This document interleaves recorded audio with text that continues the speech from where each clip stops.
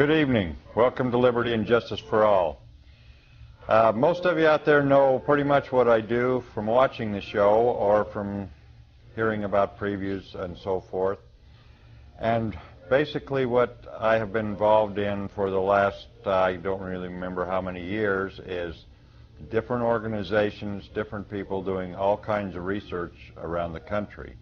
Now, from a lot of these organizations, I have been given basically instructions to hate this group, or to hate the government, or to dislike this, or something's wrong with all the groups. They put all these groups together, or they keep them separate, but I'm supposed to be a part of one and hate the other. Well, I don't hate anybody. What I've found is there always seems to be some pieces missing somewhere.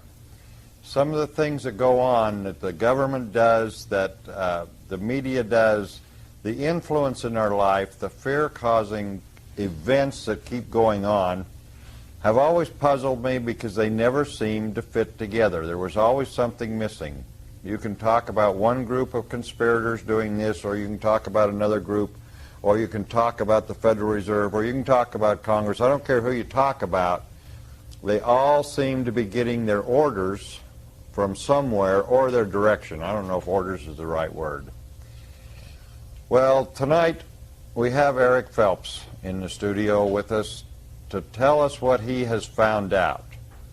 Now, the one main thing that I have found in all of my studies, and the only place that people really come out and say, here are a group of people that you're supposed to hate, is the Jews. Well, I never hated the Jews. I got some great friends who are Jews. And so I never could figure this out. I don't think the Jews did something bad. I don't think the Jews control the world or even want to. Well, Eric Phelps has helped me out in his study. So now I'm going to introduce you to Eric Phelps, author of The Vatican Assassins. That's quite a powerful name, Eric. First of all, welcome to the show. And what do you mean, Vatican Assassins? I'm going to start right in with that. That's an awful powerful two words. What I mean is that the men who rule the Vatican today, particularly the Jesuit general, are the men who keep order, not only in the Vatican hierarchy, including being over the Pope, but also who maintain order throughout all the governments of the world, specifically the United States. Well, now, keep order. Who do they keep order for themselves? For themselves, they rule. They rule. The Pope is the absolute master of the world. He controls the Pope. Peter Bonds Klovenbach is the Jesuit general of today, and so he commands his Jesuit order, which in turn has all sorts of connections throughout other orders. Now, what is Jesuit? What is that? Okay. The Jesuits, actually they're called the Society of Jesus. That is their proper name. They were started in 1540 when they were given legal existence by Paul III, who was the Pope at the time, when Ignatius Loyola created his order. And Ignatius Loyola gave his obedience to the Pope, and it was the beginning of what we would call the Counter-Reformation. It was the antithesis to Luther's Protestant Reformation. Wow. So you have studied this whole chain of events. You're going to be telling us a lot of history here that I don't recall reading in my history classes. No. And I took a lot of history in school. But in talking to you this afternoon and listening to you, they didn't bother to tell me this stuff. Well, no, they don't want us to know true history, because if we know true history, we will know who rules today. One of the things that the Jesuits hated about the United States was in the public school system. It taught true history. It taught about the Inquisition. It taught about the Dark Ages. It taught about the Crusades. And it taught about the Counter-Reformation. It taught about the power of the Jesuit order. It was on everybody's lips at the Lincoln assassination in 1865, and it was very well known for 20, 30 years after that the Jesuits had killed Lincoln. But it was hushed up, and by the 30s, with FDR when he came to office, they completely got control of the educational system censored true history, and ultimately in the 60s removed the Protestant Bible from the public schools. Well, so actually it all fits in. The stock market crash at 29, everybody's desperate. FDR is our savior. Correct. Here I am with a social program to save the world, and Correct. so this was a planned thing. Absolutely. The stock market crash was caused by 3 short sellers, according to Curtis Dahl. And Curtis Dahl was the son-in-law of FDR. And the major short seller of the Great Depression was Knight of Malta, Joe Kennedy. And when I say Knight of Malta, that's the American branch of the Knights of Malta that are the soldiers for the Archbishop of New York, who is considered the Archbishop of the capital of the world, according to Pope John Paul II. So he rules, he controls the Knights of Malta. The first head of the Securities and Exchange Commission was Joe Kennedy, Knight of Malta. Oh, really? That's correct. And so he caused the Great Depression, and Joe Kennedy was the means by which FDR, the 33rd degree Freemason, got into office. And so FDR then introduces his new dirty deal with the approval of the Jesuit Charles Coughlin. Well, I thought Joe Kennedy was busy selling whiskey. And he was doing that too. Oh, okay. So he was running the stock exchange and selling whiskey. He was doing one good thing. And that wasn't running the stock exchange. Okay, so now we got the Kennedys are tied in basically here. So, Oh, yes. and you're saying he was basically controlled. I'm saying Joe Kennedy was absolutely controlled by the Archbishop of New York, which at that time was Cardinal Hayes. Later became Cardinal Spellman. Now I remember something. You just struck a nerve when I was growing up, and when Kennedy was running, when he was nominated to run for president. The big flap was he's a Catholic. And you're speaking of John. John, yeah. Well, he's a Catholic, and I never could. It was like, so what? You know, I mean, what does that have to do with freedom and liberty? Do you feel there's a connection there? Now, this is an off-the-wall question, I know, but... Oh, sure, because when you read in history, the Jesuits always wanted to put a Catholic king on the throne of England. This is why they hated Elizabeth. This is why they sought to assassinate her many times. Their great thrust before the suppression was to get Roman Catholic nobility on the thrones of all the countries of Europe and thereby control Europe. In this country, there was a lot of concern about that if Kennedy, as a Catholic, would become president, that he would be beholden to the Pope and carry out his program rather than enforce the Constitution. But it basically had very little to do with religion. I don't Okay. mean, well, let's put it this way. I was raised in Utah, so I was raised in a specific religion that was different than Catholicism. Not saying either one's good or bad. I haven't a clue. Actually, I'm not too crazy about organized religion at all. But the fact is that it had nothing to do with these two different types of belief systems. It was who could be controlled. Okay, what we have to do is we have to distinguish between the Jesuit order, the Roman Catholic hierarchy, and the Roman Catholic people themselves. The Roman Catholic people have no idea of the power of the hierarchy and the Jesuit order. None. You talk to the average Roman Catholic about the Pope running to rule this country, and you think you're crazy. But that's because he's never been taught the doctrine of temporal power, which the Pope was given in 756 by Pepin the Great. 756. 756. Well, you're getting back there a way. Right. He was given the He was given spiritual power in 606 by Phocas, and he was given temporal power by Pepin 150 years later in 756. And this isn't something that's just read to the average Catholic. No, and when you see the Pope's flag, you see the two keys. One represents temporal power, other spiritual power. And when Victor Emmanuel took Rome in 1870, he took the temporal power from the Pope, Pope Pius IX. He said, I quarrel with no man's conscience. You, Pope Pius IX, you can remain Pope of all the Catholics. You can have the spiritual power. But I have temporal power. I am King of Italy. And for that reason, the Pope locked himself in the Vatican and declared himself a prisoner. The Pope's great aim is to have universal temporal power over every nation of the world because he is the creature of the Jesuit general. They want all political power. So this, and to me it doesn't make sense because I believe in freedom and liberty for everybody. So this doesn't compute. When they want this power, obviously they want to control the wealth, and the wealth really of the world. Oh, sure. And if you control the people, obviously you control the wealth. Sure. You know, well, in this country, when they controlled FDR gave all the gold in Fort Knox to the Federal Reserve Bank. Right. Okay. The Jesuits controlled the Federal Reserve Bank, and they chartered it through their great agent, J.P. Morgan. Right. Okay. So, but I didn't know who was in charge. I knew what happened, and it's another one of those mysteries. We know why we know this exists. We know that it's bad.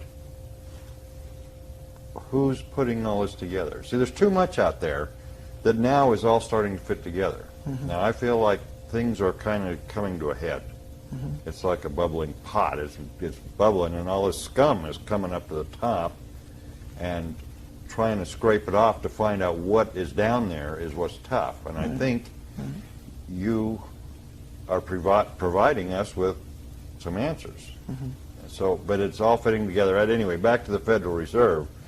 There's no doubt that was forced upon the American people. Oh, sure. Sure, they forced it 2 days before Christmas through Congress at night. Right. Sure. And then they sold it as something other than what it is. Right. Caused the Great Depression. Every bank that was not solvent after the Depression no longer could do business, and most of the banks were controlled by the Federal Reserve at that time. Right. Now they're basically all controlled by the Federal Reserve. And the purpose for the Federal Reserve Bank was to be able to be the exclusive extender of credit to the United States Congress for the building of a huge military-industrial complex by which they would use the American military to restore the Pope's temporal power around the world, beginning with what I call in my book the Second 30 Years' War, which began in 1914 and ended in 1945. I show that all the parties worked together. There were no enemies at the top. Hitler, Stalin, FDR, and Churchill all worked together through their intelligence agencies. Right. And you bring all this out in your book. And Correct. And you've done this all. Now, what we do on this program mainly is we don't talk about theory. We talk about facts. We talk about what's written, what people have seen and documented, and that's what your book is about. Right. You're not making this stuff up. I have 650 quotes in my book. Wow. All indicating that everything you're saying is... I have no original ideas.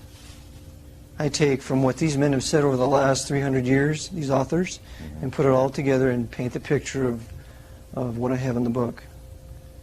And generally that's what's bad for them, is when you take all the little pieces and put it together. That's correct, because history is the flow. Right. You have to get in the flow of history, so when you arrive at Dallas on November 22nd, you know what's been before, and so you can know what's going to happen that day. Okay, I know what happened that day. Why do you make reference to that? That was when Kennedy was assassinated. That's correct. That fits in here too? Absolutely. The book, I began my book for the purpose of exposing the Jesuit order with the Archbishop of New York and his Knights of Malta and high-level Shriner Freemasonry, which also the Jesuit general controls, as are the true assassins of President Kennedy. I show in my book that the Knights of Malta were in critical places at the time of that assassination in the FBI with a man by the name of Cartha DeLoach, who still lives, who wrote a book called Hoover's FBI, with a man called John McCone, who was the head of the CIA, with another gentleman who was called Henry Luce, who controlled Time Life, who bought the Zapruder film for $150,000 and locked it up for 5 years until Jim Garrison had it subpoenaed for his trial of Knight of Malta Clay Shaw. I show that Frank Shakespeare was the head of CBS at the time, which is why he had his CFR crony Walter Cronkite do all the reporting. I show that Francis Stankard was the head of Chase Manhattan Bank, who was the one responsible for getting John McCloy on the Warren Commission. All these men were powerful Knights of Malta in critical places of power, all subject to Cardinal Spellman. Of course, Cardinal Spellman was a good friend of 33rd degree Freemason and apostate Presbyterian J. Edgar Hoover, and also the 33rd degree Freemason Allen Dulles, who was also formerly the head of the CIA, who was known as the gentleman spy. Now Kennedy wanted to dismantle the CIA, basically. That's right. And he printed silver certificates. I was in error when I said United States notes. Yeah, he printed, so that was a big no-no. He attacked the Federal Reserve. He attacked the CIA. Remember, the CIA was created after World War II, which Lyndon Johnson called a murder incorporated, which Truman called the nefarious influence of a foreign power.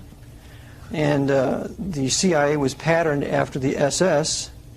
And one of the men responsible for setting up the CIA was Hitler's most sinister general, Reinhard Gehlen, who also set up and helped to train the Mossad. He set up the CIA. That's right. He with Kim Philby, who later became supposedly a defector to Russia, but we know that the KGB and the CIA has worked together since their inception, because the NKVD and the OSS worked together during World War II. And we are not so naive to believe that abracadabra overnight with the beginning of the Cold War, these secret intelligence agencies became enemies. Right, exactly. Now you mentioned another one of my favorites in there, Arlen Specter. Where does he fit in there? Now here's a real piece of work. Well, as much as I hate to admit it, Arlen Specter is from the state that I reside in, and he has been a perennial senator ever since that day for the most part. I call him in my book Spelly's Jew. He worked for the Cardinal. He was the author, of course, of the single bullet theory. The zigzagging. The zigzagging, right. Ridiculous single bullet theory. Right. And for that, he was rewarded with a lifetime in the U.S. Senate. He was, of course, affiliated with the Council on Foreign Relations, and he has been a good boy ever since. Of course, he voted to quit Mr. Clinton from being expelled from office. Right. And he's also a gun confiscator. Yeah. I mean, this is so amazing, these people and these things that are out there. And what the press does with it, where they draw the line. You can't say this, you can't say that. And everybody goes along with it. Well, I'm blown away. I mean, this show that we do, we try and tell truth. Now, before 10 o'clock at night, I can say Arlen Specter, I can say Clinton, I can say U.S. government, but I can't say shit. So you'll have to watch this tape after 10, by the way. I mean, this is absolutely unbelievable when people really find out about these people that are out there and what they're doing. If they just open their eyes, they could see it in the first place. Oh, sure. Sure, we have corporate monopolies everywhere. The Knights of Malta control AT&T, IT&T, CBS, PepsiCo. Their corporate structure goes to stratas we have no idea how deep. But it's the Knights control it. They also use high-level Shriner Freemasonry. They use the Knights of Columbus as well, and the Mafia. They all work together. Now, the people at the very top of all these organizations, are they aware that they're being used as they're being used? The high-level Shriner Freemasons, they would know. Okay.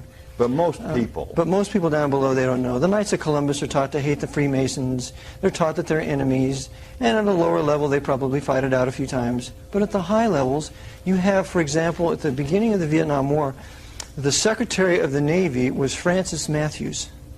Francis Matthews was the chief of the Knights of Columbus when he came into office. He was the one responsible for ferrying the North Vietnamese Roman Catholics down to the south, according to Fletcher Prouty, which was the single most agitating thing that caused the Vietnam War. So here's this the highest Knight of Columbus working for Cardinal Spellman, causing the Vietnam War. And he's working in conjunction with other high-level Freemason and Knights of Malta. The Knights of Malta being John McCone, the head of the CIA. Prior to that, high-level Freemason of Allen Dulles, head of the CIA. So they're all working together. You just struck another nerve. Vietnam. Been there, done that. Not happy about it. What was that all about? Now, were they there too? Yeah. The purpose of Vietnam, about there? Yeah. The purpose of Vietnam was to kill 2 to 3 million heretic Buddhists, because the Jesuits have done that before. They were using Mao Zedong at the same time to kill 50 million Buddhists in China. So to kill the heretic Buddhists off at the same time to destroy patriotism in the United States. But they also used Vietnam for the explosion of the drug trade that they had already been involved in a century before with the opium trade out of China. But they exploded the drug trade into the United States using Air America, which was controlled by the CIA, and also the Mafia, in particular Santos Trafficante. So the mob and the CIA working together to give us this huge, massive drug trade that's on every corner of every street in every major city. Right, exactly. And not fed by a bad guy in Colombia. No. No, And then they use that to justify more laws right. against the average person. Right. So that was, I mean, I went to Vietnam in a patriotic way. I mean, I was going to defend my country against the evils of communism. That's right. That's what our forefathers did in World War II. Right. They thought we were going over to fight the Nazis. Right. But we were not told that the Knight of Malta, Mr. Larkin on Wall Street, was financing Hitler. We were not told that the Federal Reserve was giving millions of dollars to Adolf Hitler. Adolf Hitler was built by Wall Street, and they're going to send American men over there to fight a monster they created? Right. Okay, so what was being done is the Pope was busy purging Europe of its Jews and purging Germany of its Protestants, because East Germany was primarily Protestant. They had built Stalin's Red War Machine with Henry Ford, when Henry Ford built Gorky. And so they mechanized the whole war machine, and those trucks and tanks that came in had all made in USA. When they killed and mass gang raped the German women of East Prussia and East Germany to the extent that they threw themselves into the wells because they didn't want to be raped anymore by the savage Red Russian army. All that was built by the American Wall Street and credit. So my father went over there and became a tail gunner in Germany for what? They weren't fighting a real enemy. That enemy had been created by Wall Street. Right. My generation went to Vietnam for what? The North Vietnamese had been created by Wall Street. Right, exactly. So it was to purge heretics pursuant to the Jesuit oath, to make relentless war, to extirpate all heretics and liberals from off the face of the earth, no matter how many Roman Catholic people they have to kill. No matter people, all people. Right. Now, what's wrong with the Buddhists? What was their big problem with the Buddhists? Well, the Buddhists were not under the control of the Pope. They didn't need him. They could have a sustaining lifestyle there in Vietnam. Furthermore, the Buddhists have been the enemies of the Jesuits for many years. The Jesuits that came into Vietnam or into Japan in the 1500s and 1600s and sought to take over Japan. Well, the emperor expelled the Jesuits in 1639, and the Jesuits were not allowed to go back to Japan for over 250 years until they were given formal re-entry in 1913.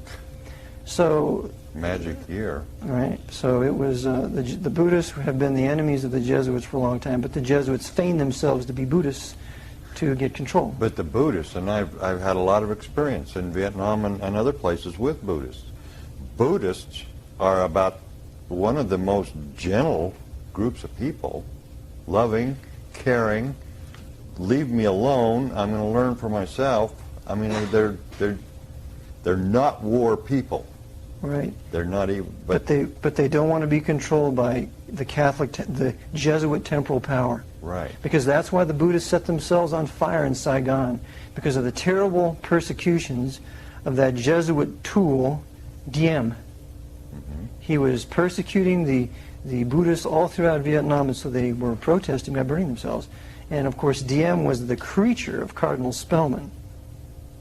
Yeah. And Kennedy kicked the CIA representative out of Vietnam, and Diem, of course, ran to the local Jesuit church, which he was turned over to the Buddhist generals, and they executed him. So Spellman was furious about Kennedy's responsibility in the execution of Diem.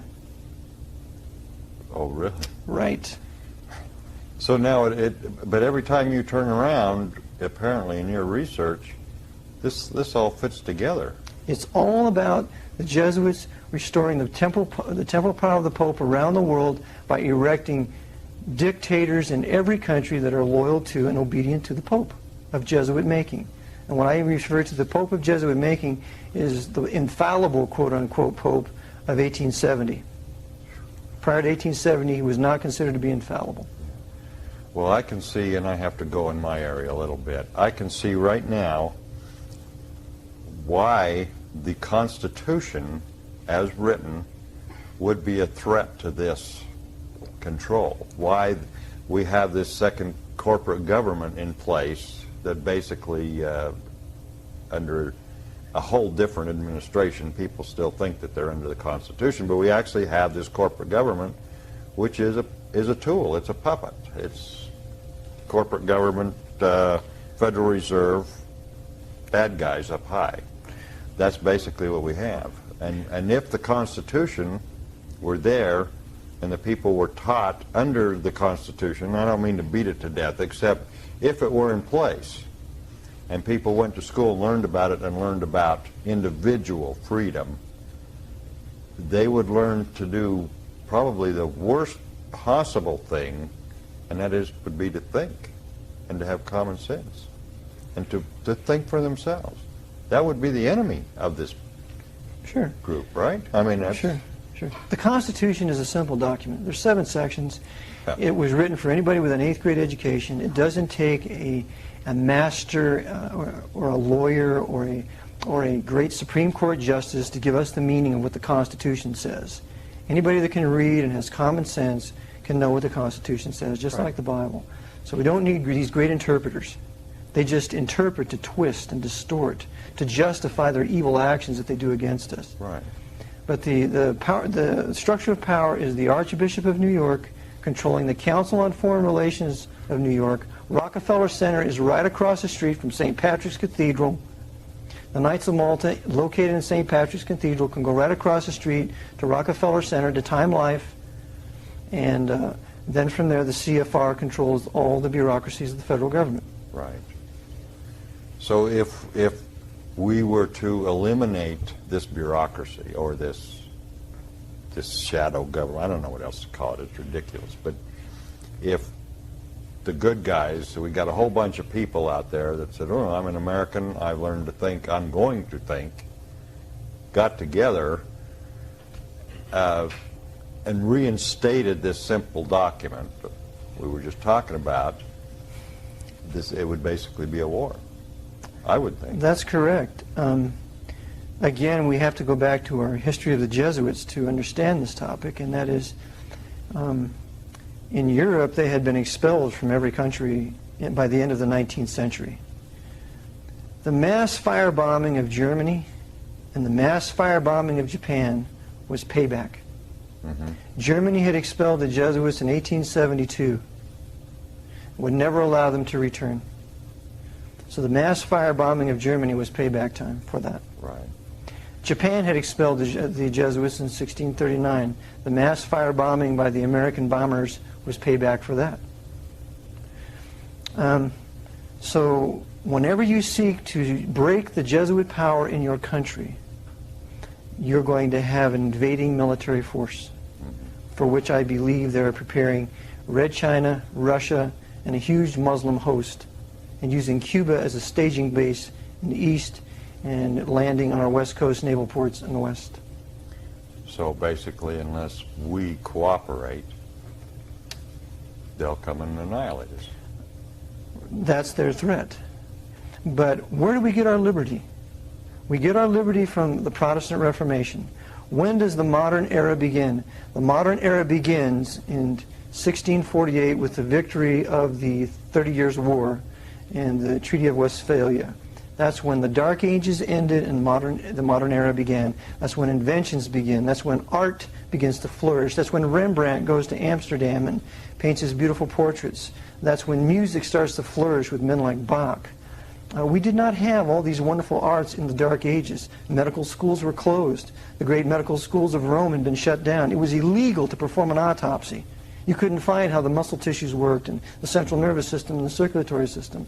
It was illegal to own a crossbow. Nobody had the right to private arms.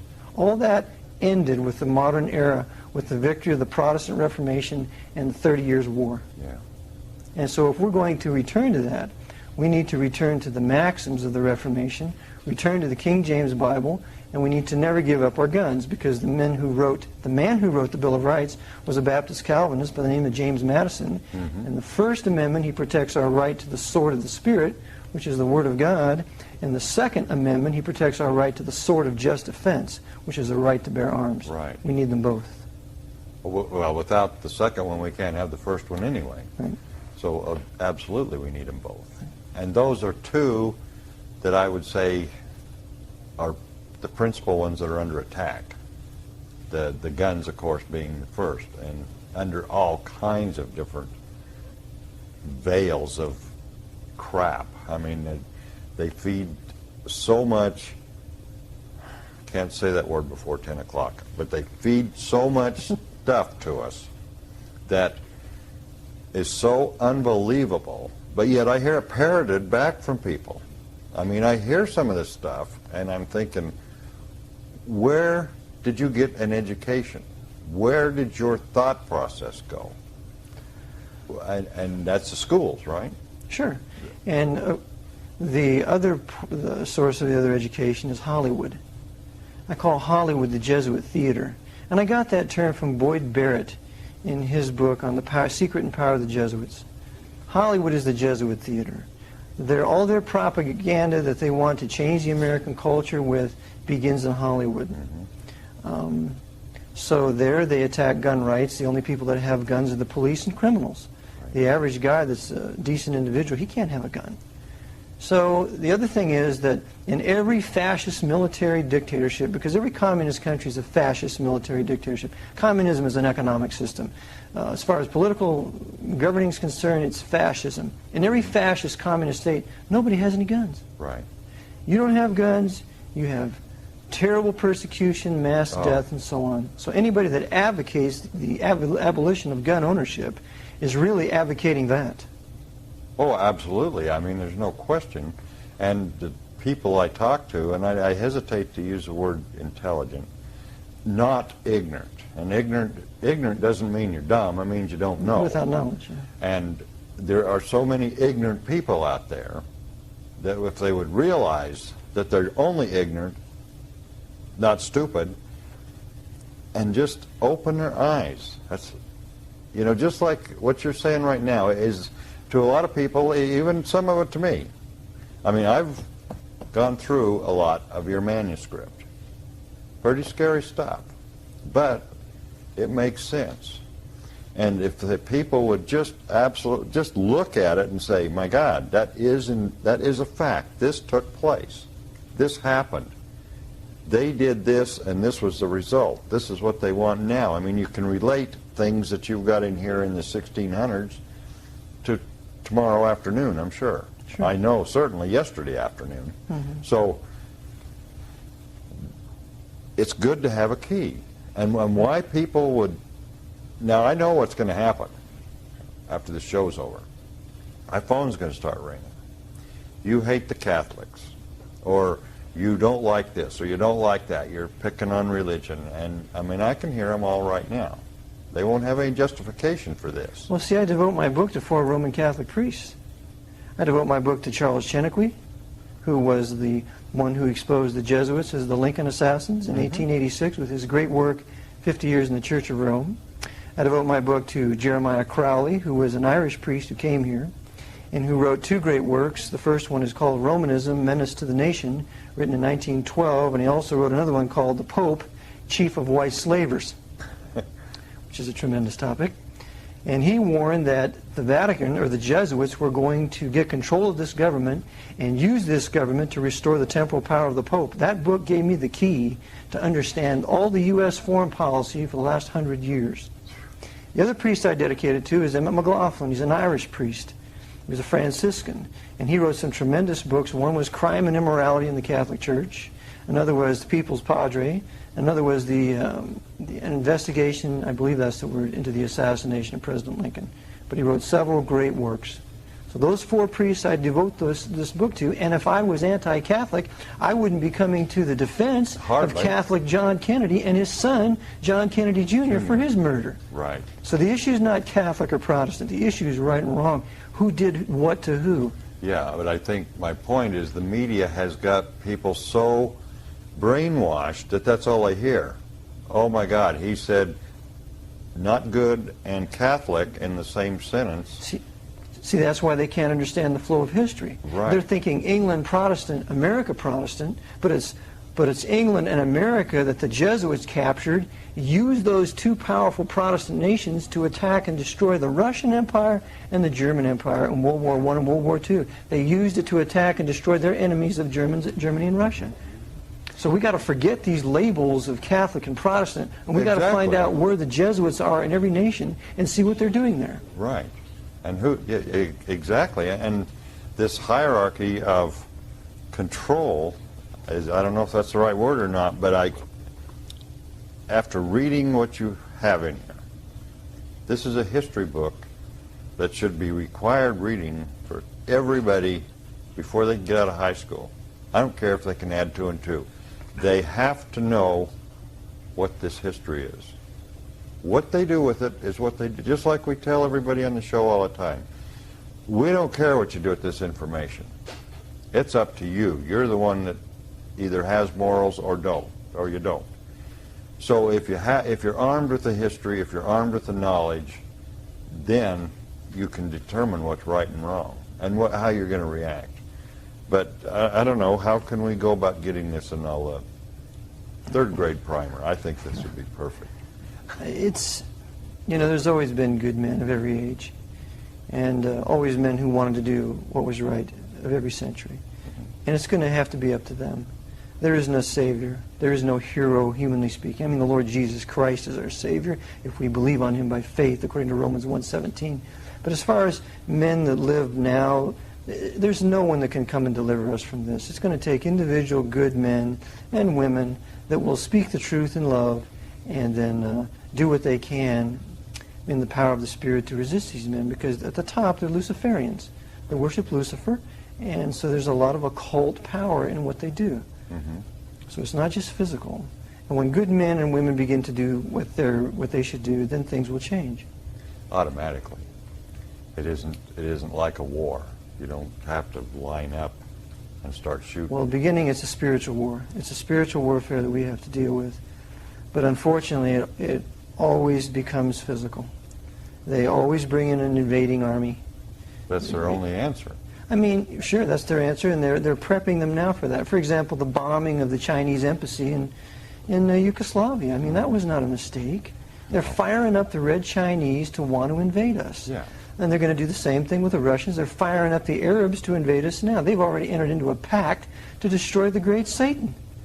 So when we see all these foreign soldiers coming and mercilessly doing what a foreign soldier does, hopefully we will have been prepared for that. Right. And spiritually is our main preparation. Spiritually is our main preparation because, for example, the American Revolutionary War, before those men won that war, there was a great revival called the Great Awakening of 1735 with the preaching of Jonathan Edwards and sinners in the hands of an angry God. Yeah. Men needed to repent, and when that happened, then they had the guts and the fortitude to trudge it out at Valley Forge. To fight. Yeah. Now, I don't remember a lot of that in the history books either. No.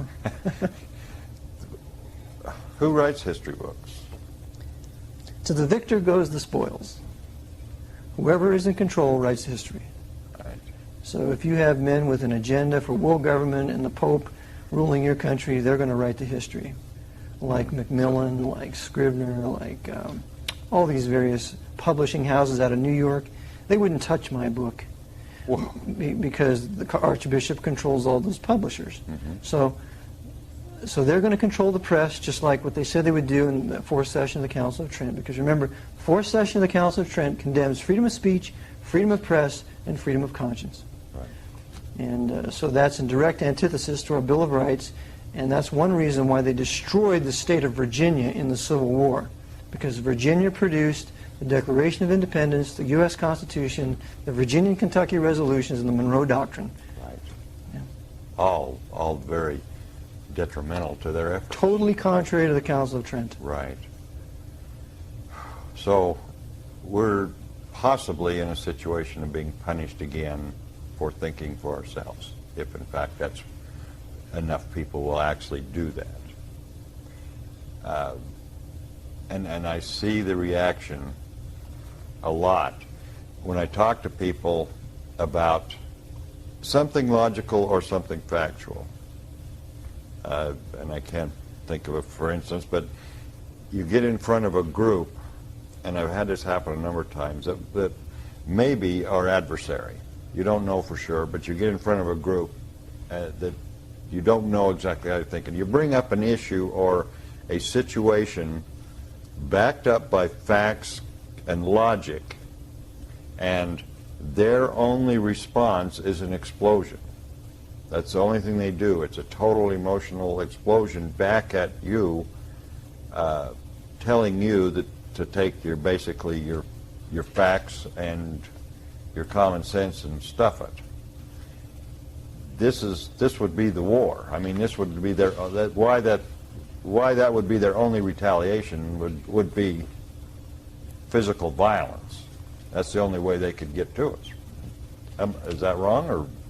Well, I'm sure that's on some of their agendas. Yeah. But I think one of the keys is to not be obnoxious, to try to present your material in a way that brings credibility to yourself, that you're conducting yourself as a gentleman, that you're not making outlandish accusations, that you're not condemning any one group in particular, like the Catholics, which I've been accused of, but that you're going after a specific body of men who are all under oath, who owe absolute obedience to their superior, who will believe that black is white and white is black if they're told to believe such. When we go after the Jesuit order, the secret society, what we do is to seek to expose their doctrines, like their theologians, Emmanuel Sa, Licori, Bausenbaum, Molina, Alagona. You expose all the Jesuit theologians where they justify the murder of kings, tyrants, usurpers, and in their definition, a usurper is someone who does not submit to the temporal power of the Pope. So you expose all their doctrines, you expose their secret instructions, you expose all their basic tenets, and then you relate those basic tenets to the history of what's happened in the last 200-300 years. So we're attacking we attack what they believe and what they do. We do not hate the Jesuit order. We hate their deeds and their doctrines. Right. Well, I didn't find any hate in your book at all. Well, thank you. I didn't. I went through it all, and I found absolutely no hate. I found a whole bunch of questionable actions by a lot of questionable people, or basically morally defunct people, but I didn't find any hate. All you have done is come out and say, this person did this and caused this to happen. That's all you said. Yeah.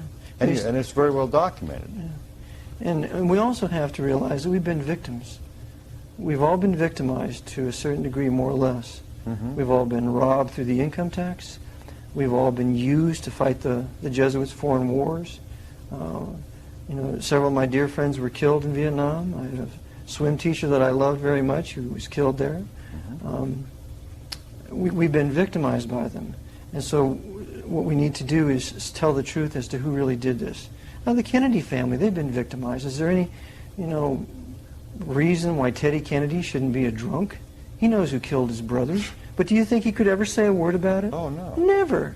Not in live. Not in live. Right. Just like John Jr., he wanted to say something about it, and his airplane goes down. Right. He was, I understand, the rumor has it that he was prepared to say something about it. I'm ready to sneeze. That's okay. Bless you. Yeah, that's right. He was ready to say something about it. Yeah, that was what was being said, that he was going to come out and start basically talking. Right. And then all of a sudden another tragedy. So these men in power that maintain power, they can't say anything because they're under oaths. If anything's going to be said, it has to be by us who are not under their oaths, who are not associated with them in a formal way. We've done our homework. We don't have access to any secret CIA documents. We got all this from books in circulation for the last 200-300 years. But before we can do anything, we have to have the knowledge. Right. We have to be armed with the knowledge. We have to be ready to accept it. Many people aren't ready to accept it because, well, the truth will set you free, but they don't want to be free. I guess, I assume, I don't know. It's a phenomenon I don't understand. Well, the American population is a very powerful population when it wants to be. There is no country that we could not defeat. We have the technology and we have the will to do it. The Chinese, they don't have the will, they're slaves. The Russians, they don't have the will.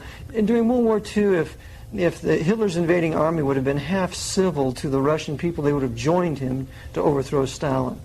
So they don't have any will to win a war. We do. We could beat anybody that we wanted to. But what we have is high-level treason.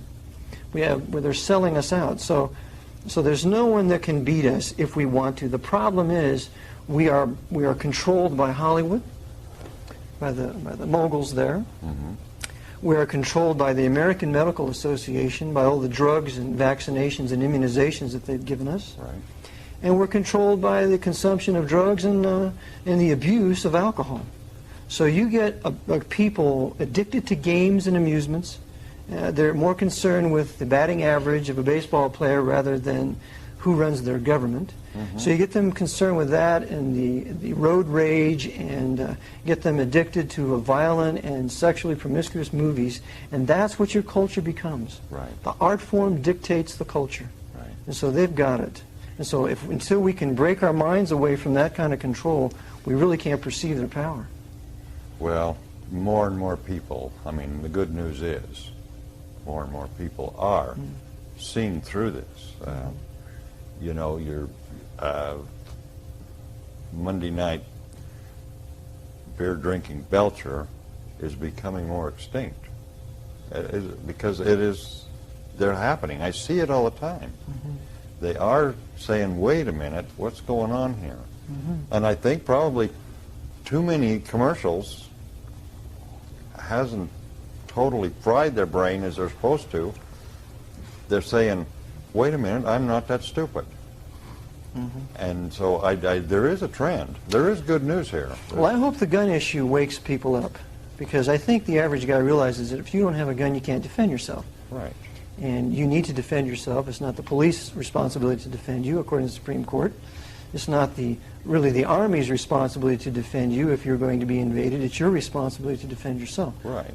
And so hopefully that issue will wake up enough people. Well, if they would wake up is the right word. I mean, the whole reason to have a gun is so you won't need it. Right. That's the bottom line. I mean, the whole reason to have a military is so you don't need it. That's right. Washington said in order to prevent war, you must be prepared for it. Exactly. I mean, if I act like a sissy walking down through a tough side of town, I'm going to get beat up. Right. But if I walk down through that town and I look them square in the eye and they know they're going to deal with a man, they're not going to bother me. Right. And it's the same way when you deal with nations. Nations will abuse you and misuse you and take advantage of you as soon as they can see that they can do it, unless you let them know that we're not going to tolerate this kind of behavior. Right. And then they're your best friend. Right. Absolutely, Sure. yeah. They'll do anything to be your friend and stay your friend. So how are you going to get this out there? Well, I'm trusting the Lord that I will be able to find a publisher to publish it, and then hopefully it will be distributed and people will want to get it.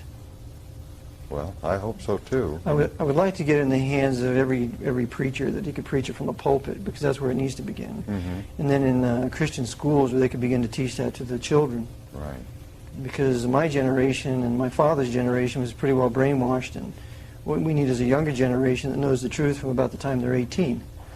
And that would make a great difference. Right. Well, that means we got to put it together in the schools now. Or at home, too. And at home. Because fathers don't spend time with their children anymore. Well, the system also is set up to where the father and the mother, when there are two parents in the home, have to work full time just to pay taxes and survive and raise their 2.5 kids. I mean, it doesn't. To me, the system designed isn't just because the government and everybody else needs more taxes. It's to make sure you don't have the time. That's right. To understand what's going on. That's exactly right. No time to think. Exactly. So thinking, I believe, is the key. And if people would learn to do it, TV takes it away. Everything's sports, and I'm not against sports. I like a good football game as well as the next guy. But being consumed by it is ridiculous. And the movies that are out, I have trouble even going to a movie anymore or watching a movie because, and probably I go too far, but I'm picking out little things in the movie saying, oh, what do they really mean by this, you know, and instead of enjoying the movie, I'm always looking for some underlying thing, and that's because of this, because I know that this exists. I know that the control. Now, the Jesuits, basically, aren't they pretty much the Illuminati, or close to it? Sure. The Jesuit order was suppressed by the Pope in 1773 with a papal bull, which is the strongest language that a pope can speak in. When they were suppressed, that means that they could not have any legal existence in any Roman Catholic country. That means they could not legally exist in Poland, they couldn't exist in Austria, they couldn't exist in Spain, Portugal, France. They could have no legal existence there. So what they did was they went underground, and they started, among other secret societies, the Illuminati, with one of their soldiers, Adam Weishaupt, and you have now the alliance between the Jesuit general and the House of Rothschild. But what we're never told is, where did the French Revolution come from? That French Revolution was payback for the suppression of the Jesuit order. France was decimated. Thousands of Dominican priests were killed by the Jacobins. The Jacobins were controlled by the Jesuits. The ultimate was the raising up of Napoleon Bonaparte from the Jesuit island of Corsica, and he was a Roman Catholic Freemason. So he was used to punish the Knights of Malta, who had expelled the Jesuits from Malta. He was used to punish the Pope because he imprisoned him for 5 years. He was used to punish the Braganzas, the monarchs of Portugal, by driving them into exile into South America. He was used to punish the Bourbons of Spain, because the Bourbons had expelled them out of all their Spanish possessions in South America. And he was used to punish the Bourbons of France with the beheading of Louis XVI and the beheading of his Habsburg Austrian queen, Marie Antoinette. So it was punishment of Austria for expelling them from Austria, and punishment from France from expelling them from there. So after the Napoleonic Wars, after Napoleon punished Europe, he deliberately sacrifices his army of over 600,000 men in Russia, in the snows of Russia, gallops away on a what do you call it, a sleigh, and leaves his army there. Yeah. So, and he deliberately betrayed his army, just like Hitler deliberately betrayed his German army in the East during Operation Barbarossa. So that's what happened during the Napoleonic Wars. That was the purpose for Napoleon Bonaparte. And to compare the French Revolution with the American Revolution is a travesty. It should never be done. Okay? Why? Just because of how? Well, because that was the Jesuits order. The Jesuit was in control of the French Revolution and the Napoleonic Wars. They were not in control of the American Revolution. Right. The American Revolution was Protestant. It was carried on by Calvinists. Washington was a Calvinist. He was baptized into a Baptist church of New York by one of his captains, Captain Gano. And so Washington, and he never went into a Masonic lodge. According to his own words, he was never the master mason of any Masonic lodge, and he only went into a lodge during the last 30 years of his life about 1 or 2 times. Those are his own words in a private letter, which I have in my book.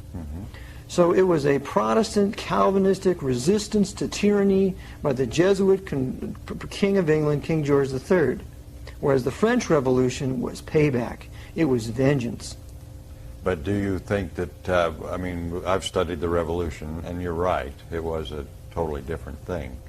But I feel like we're being punished now for that, for that revolution. For the American Revolution? Yeah. I mean, they are trying to take back what the American Revolution supposedly established. Well, you mean practically? Practically. Okay, because they took it back in 1868 with the 14th Amendment, and then... Yeah, the 14th, I know, but I mean, we ended up with a constitution, or a constitutional republic from the Revolutionary War. Correct. Supposedly. Okay, absolutely. And it didn't last that long. Only lasted until 1868. 1868 went with the 14th Amendment. And that created the Holy Roman American Empire. Right. From 1868 to the present, by which they used it to restore the temporal power of the Pope. Right. after they destroyed the Protestant South and so on. But they basically, I mean, they lied to us. Oh, sure. I mean, and still in the school books, I still read the 14th Amendment was put in to free the slaves. I mean, It's ridiculous. It's absolutely ridiculous.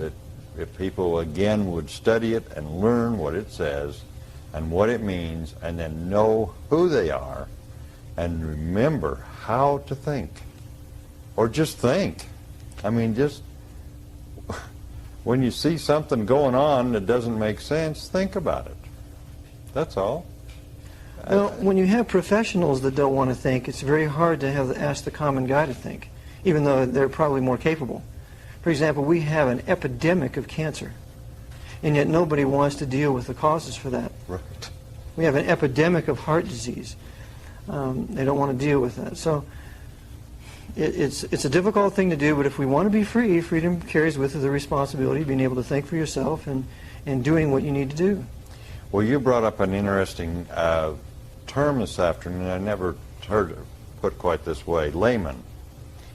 We have been taught that professionals have to make the laws and the rules and do everything because we are laymen. And you said, and I never heard it put this way, layman is a term that applies to everything. Legal, medical, government, See, those in charge know, and the rest of us are laymen, so we don't know. that's what they call us. That's what See, they call there's us. no such thing as a layman. That's a ridiculous term. Right. But when you have organized religion, you have a priesthood, and everybody else is the laity. When you have an organized medical profession that's victimizing millions of people every day, you have the medical priests, and anybody who studies medicine is a layman. Right. They can't know as much as a doctor, right? Right. It's the same way in law. You have your lawyers and judges, they know it all, but those of us who are not that, we can't possibly know anything about the law, can we? Because we're just laymen. Right. Now, to be called a layman is to be insulted. Exactly. Exactly. It doesn't matter, but I wanted to make a point to people out there that we're not laymen at all. Not at all. We know too much, and that makes us basically, instead of laymen, and they might as well label us the enemy. They already have. Well, that's true. They In their already Jesuit have. oath, they already called us liberals and heretics and called for the extirpation of all of us from off the face of the earth. Yeah. Wow. Well, we're running out of time. I told you I only had an hour, so we can. I don't think we really got through chapter 1. But Eric, your work is absolutely amazing. I know that the phone's going to be ringing. I know they're going to be calling me names, but I'm very used to that. But I also know I'm going to have a lot of calls from people that say, I want to find out more about that. I want to know how to help. And to find out how to help is to find out how to think, to read, to see what's going on, to really know what we can do with anything. So anyway, Eric, it's a pleasure. Pleasure. And I hope we did some good, and for all you people out there, let us know what we can do to help. That's what we're here for. We're all volunteers, and we want to do whatever we can. So enjoy